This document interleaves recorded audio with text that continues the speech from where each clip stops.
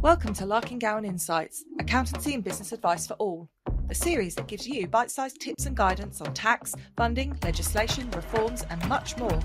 With case studies, business advisory and sector specials and even interviews, our team of experts are committed to helping you navigate the world of accounting and finance, with a variety of presenters from across our specialisms.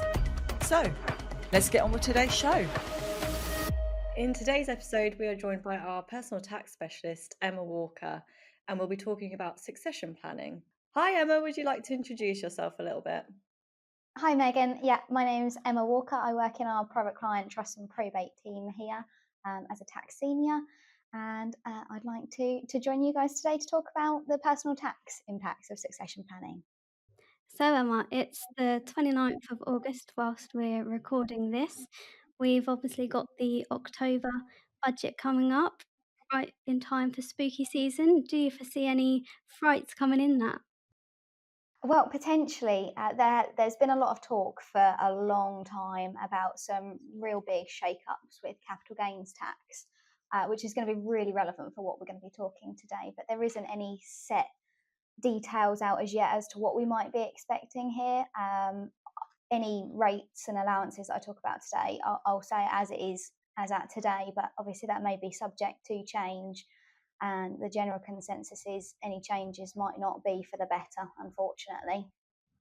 There is quite a lot of speculation that capital gains rates will be targeted, aren't there, because of the previous announcements to not touch income tax and national insurance, for example. Yeah, absolutely. I think that is a risk, unfortunately, that capital gains tax is going to potentially be raided within this 30th of October budget.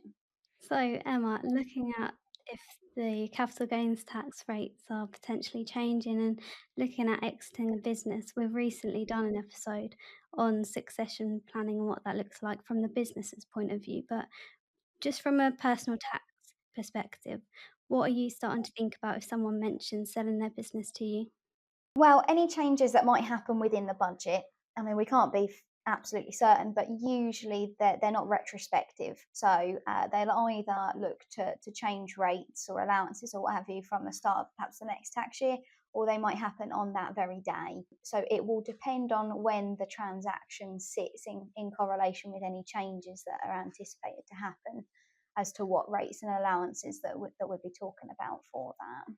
So, the 6th of April 2025 could be an important date that crops up within the budget. Very potentially, yeah, absolutely. Perfect. So, looking at one of the positions which is quite common when you're exiting a business is just the sale of shares.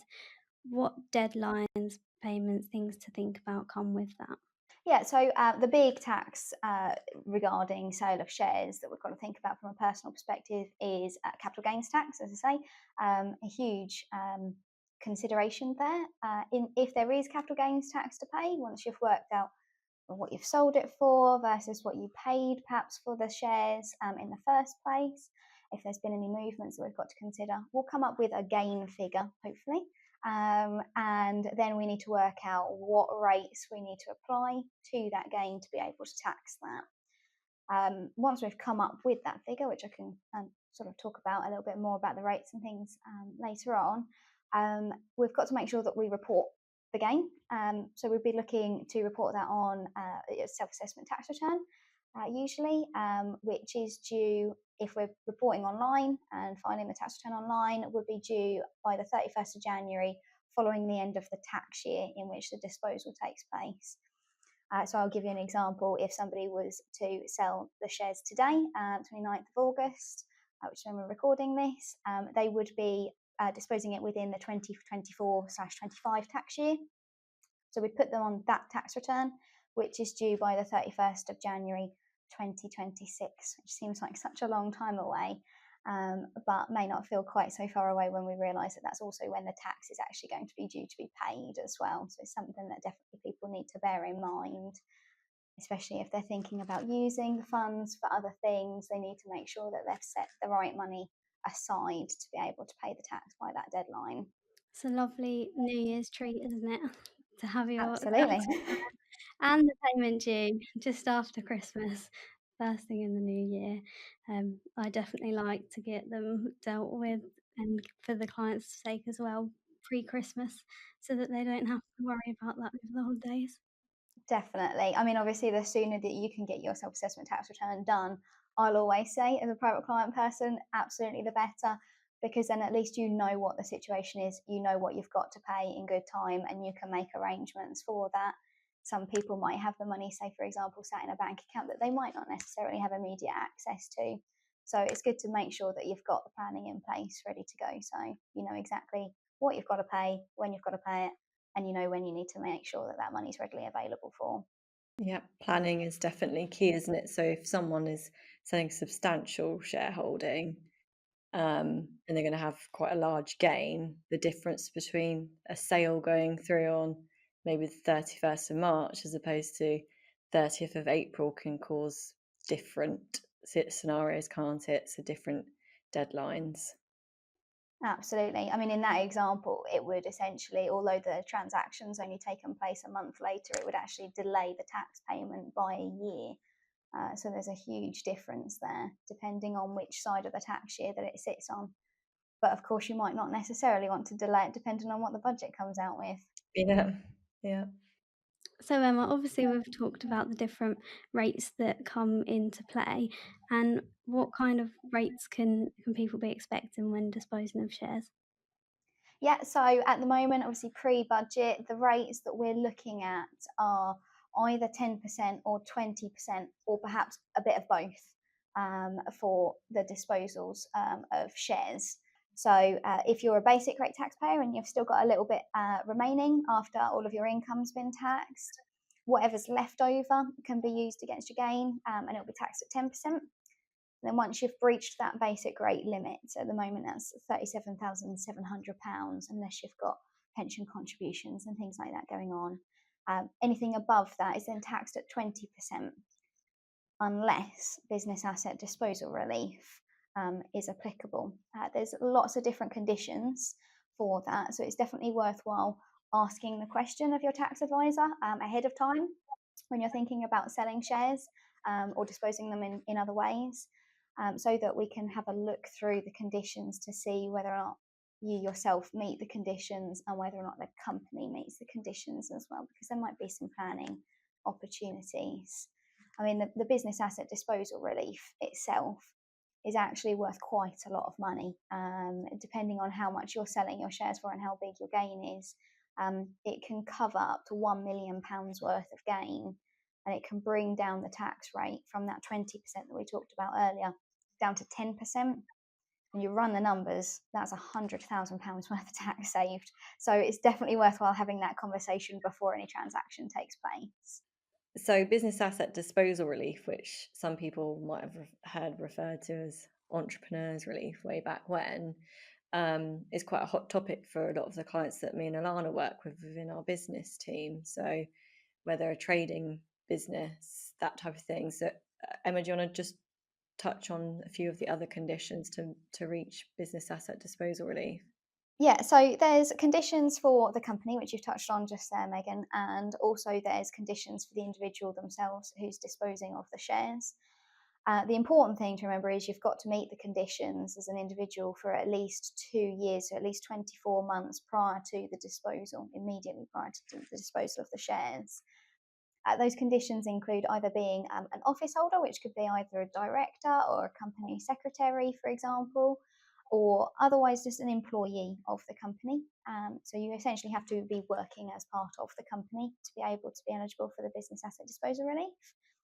You've also got to have at least 5% of the control, and by that I mean 5% at least of the shareholding itself, of the shares available, and also at least 5% of the voting rights for the whole company as well for those 24 months leading up to the sale.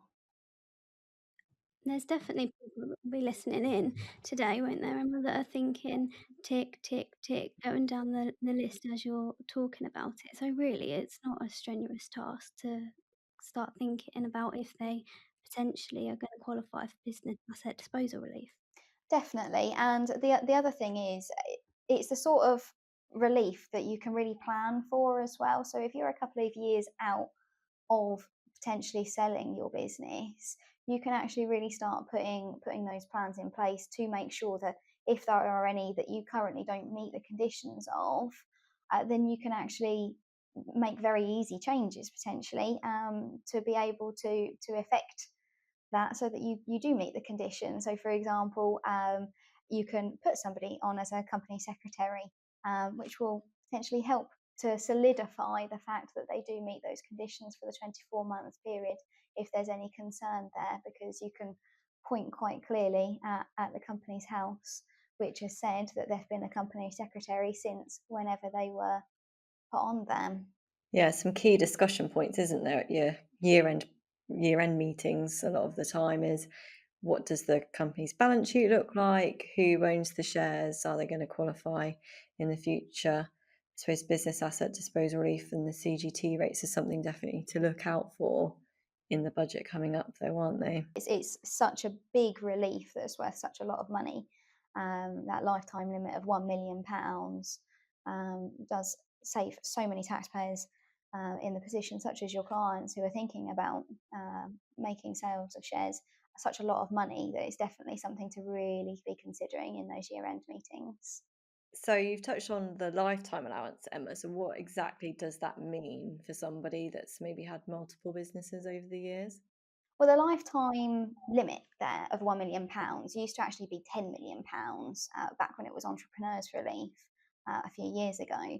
So it used to be a lot harder to actually meet that lifetime limit. But what it essentially means now is, say, for example, you've got somebody who sold some shares perhaps 5 years ago in a completely different company, completely different trade, and they made a gain of, say, £700,000. That £700,000 has taken up a proportion of their lifetime limit, which is now £1 million. So they've now only got £300,000 of that relief available to them, which is still worth £30,000 worth of tax saving. So it's definitely not something to just dismiss at all. But it does also mean that if somebody made a gain of, say, £5 million 5 years ago, then actually, unfortunately, irrespective of meeting the rest of the conditions, if you're selling shares now, there's no more lifetime limit available for you. So you're just going to be taxed at that 10 and 20% rate, depending on what other income sources you've got and other gains. So again, a lot of the businesses that we deal with, we're based mostly in Norfolk area, Norfolk, Suffolk and Essex. We see a lot of family businesses, so people wanting to pass the shares perhaps down a generation. What do we need to consider if we're thinking about gifting some shares, perhaps to family members? This is quite an interesting one, because often when you think about gifts, you think, well, I'm not going to ask them to pay me any money for it, so it must be tax free, right? Unfortunately, that's not the case. We wish it was. And without any elections and things like that, which we can come on to in a little bit, there would be what we call a dry tax charge.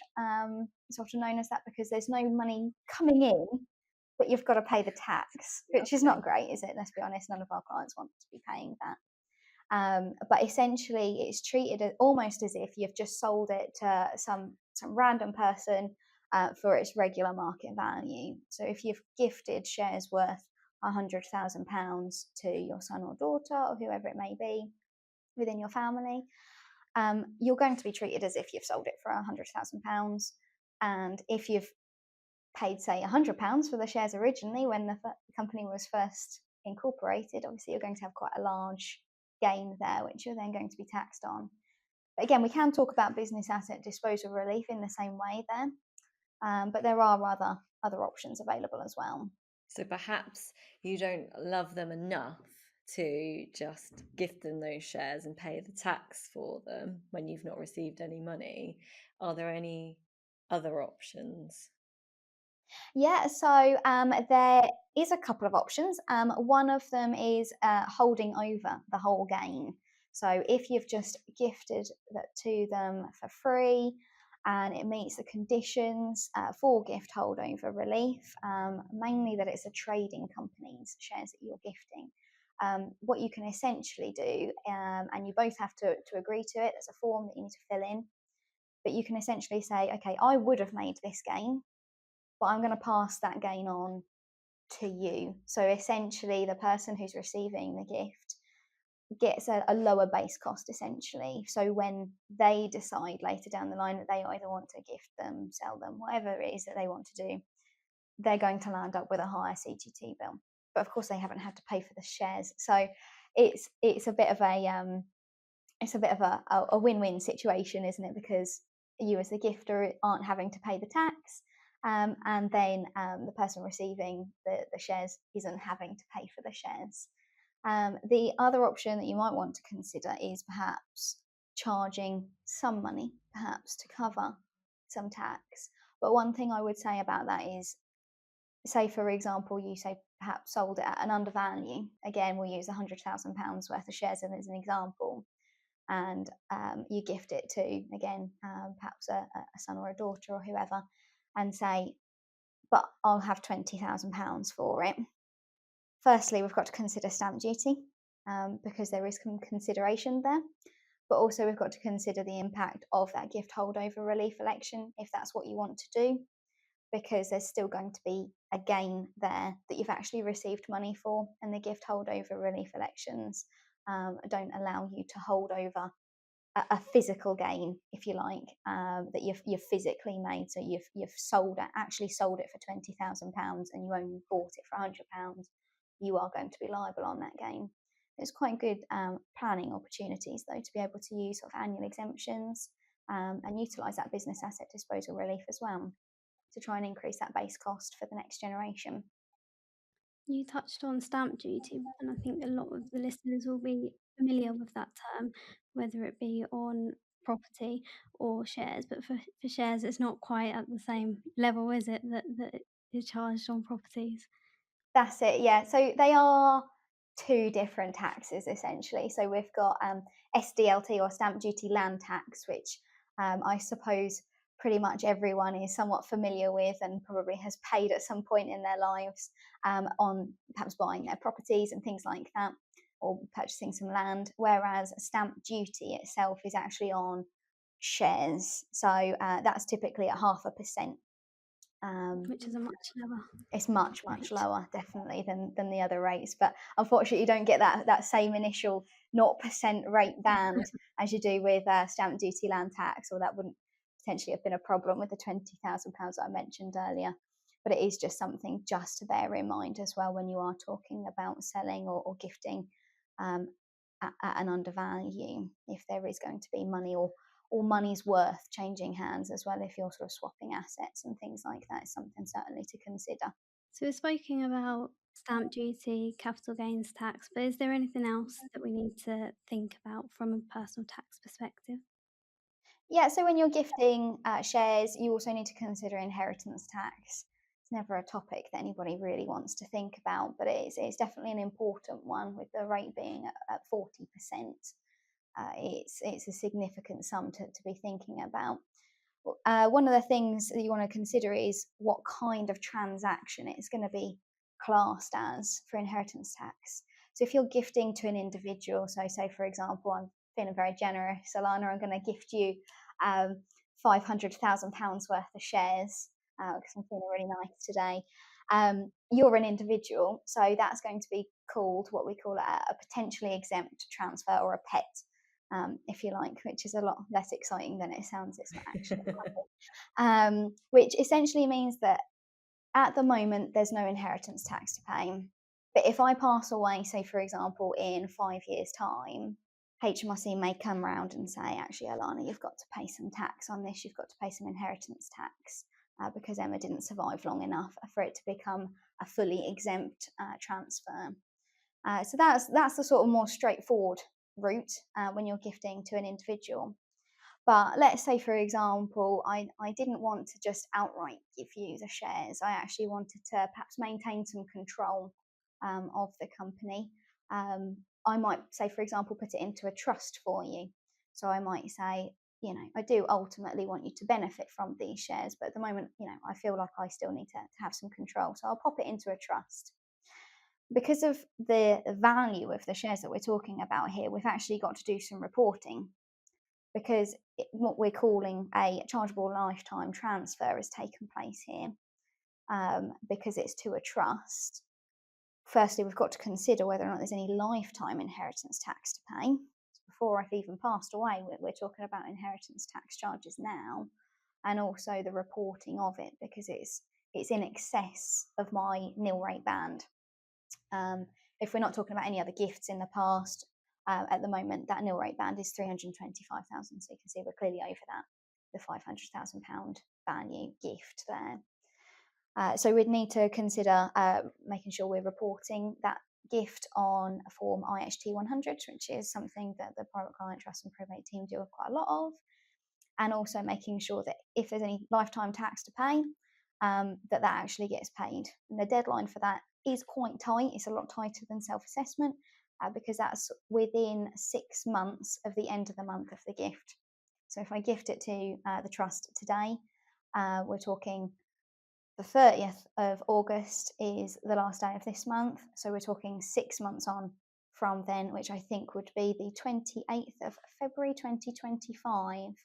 So it still sounds like a long time away, but it's quite tight to make sure that you have got to get that all sorted and the tax paid within that time frame, to avoid any late payment penalties and interest and all of them nasty things that we don't want to have to deal with there. The other thing to mention as well is there is also another relief for inheritance tax as well. And it sounds so similar to the capital gains tax one, it gets quite confusing. So we've got business asset disposal relief for capital gains tax, and we've got what's now called business relief. It used to be called business property relief, but they thought that was perhaps too confusing, so they've gotten rid of property and now it's just business relief. Now, there isn't a limit on that, whereas there is obviously on the business asset disposal relief, but there are some very strict conditions on whether or not you can claim this business relief. And it's mainly more important to consider the corporate side of things, whether or not the company meets the conditions as well. I don't know if either of you have seen this many times with your clients. Yeah. We've, it's quite sad, isn't it, when you get that call and you've lost a client, but actually if you can claim business relief, it's quite a good conversation to have, isn't it? Absolutely. Well, saving 40% on the value is a huge amount of saving. But yeah, it is very important to have the discussion with your tax advisors to see whether or not, firstly, the company is eligible, and thereon whether or not you will be able to claim this business relief, because it can really help to firstly ensure that there's no lifetime tax to pay. You might still need to report, but you might not have to actually pay any of the tax. And then when you do sadly pass away, that should hopefully then also help matters in the future as well, to make sure that we're trying to keep that tax to the minimum. Absolutely. So what happens, Emma, if I own a business, I want to give some shares to one of my children, but I don't want to do the trust reporting, 6 month deadlines and all of that, and I just want to say, here are my shares in my will, just kind of as a standard. I pass away and it's been written up. How would that work? So the first thing I would say is check to make sure that your will still says what you want it to say and that it is valid. There are so many times where I see people who get married, get divorced, don't realise that these sorts of things can invalidate your will. Or perhaps it still says that certain assets are going to people that actually you don't want them to go to anymore. So that's the first step, to make sure that your will is definitely up to date and does what you want it to do. Planning for after your death, if you pop in your will that you want your shares in such and such company to go to whoever it is that you want it to go to, again, you may find that there is inheritance tax due on those shares, depending on whether or not business relief is applicable to those shares. The other thing that we need to think about is, okay, even if you've got business relief on those shares, it may impact the tax on your other assets, because there's an additional rate band outside of that £325,000 one that I mentioned earlier, which is your nil rate band, you've also got the residence nil rate band, which a lot of people can take advantage of when you're gifting a main residence of yours to what we call lineal descendants, i.e. children, grandchildren and things like that, which is worth £175,000 as well at 0%. So it's another nice saving. But it is abated away, much like your personal allowance. But this is only if you've got assets in your death estate exceeding £2 million in value. And this is before business relief or agricultural property relief, which we're not touching on today. So before any reliefs, if your assets as at your date of death are in excess of that £2 million, it starts to get abated away. And again, it's at that rate of £1 abated for every £2 in excess of that £2 million worth of assets that you've got. So that can very easily be chipped away. So it's certainly worth considering whether or not you do want to make lifetime gifts, because that abatement is only about your death estate. And if you've gifted them, they're not in your death estate. I think that's definitely something that a lot of people either missed or haven't really considered, is it the total value up to the 2 million and the consequences as if you're over that. I suppose it comes back down to planning again, doesn't it? Taking a view Absolutely. of everything you own.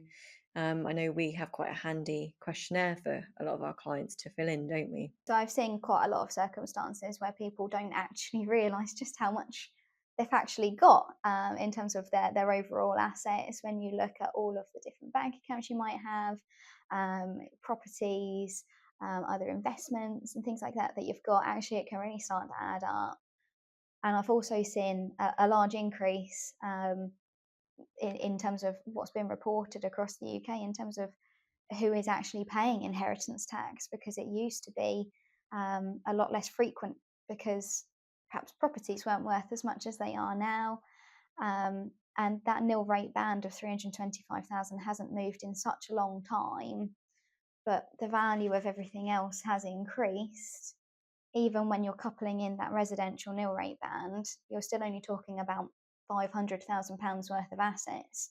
Sounds like a big number, but when you break it down across all of these different assets, it's not that much. People can very easily tip over and start to have to pay that 40% inheritance tax. It's definitely worthwhile looking at your overall assets and seeing maybe there is a problem there, and can you get some help to try and mitigate that tax? Yeah, it sounds like a good problem to have, doesn't it? If your estate's going to Definitely. go up up that much, but something that people might not realise is when you hold those shares, if you've got a trading company, what the value of those shares are, and there's those different ways you can work that out, and that's something that we'll obviously touch on later on in another episode. But it's something to definitely talk to your tax advisors about, isn't it? Absolutely. So, Emma, as our specialist, just in case I haven't put you on the spot enough already, can I have 3 top tips to close off this episode? Oh goodness, you guys do like to put me on the spot, don't you? All right, I'd say firstly, work out when you actually want to make the sale or the gift, so you've got your timeline in place. Then I'd say definitely ask for advice before you make any transactions. At the end of the day, it doesn't matter what we know in terms of all the different tips and tricks that we can give you. If you've already done the transaction, all we can help you with is the actual compliance of it. We can't help you to save any tax on something that's already happened. And please check your will. That's what I'd really say, really bring home, making sure that your will is up to date and valid. Or if you haven't got one, please get one sorted. Well, thank you so much, Emma, for your time today on helping from an individual perspective for succession planning.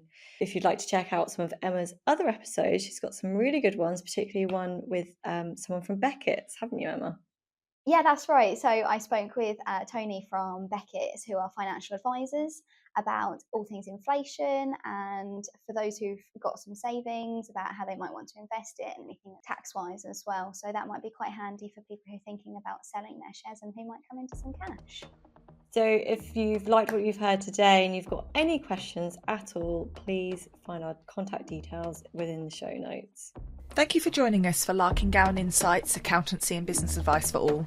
Don't forget, you can find more information about today's topic and more about how our team of experts can help you in your business by visiting our website larking-gowan.co.uk. Join us again next time for another fascinating insight into the world of accounting and finance.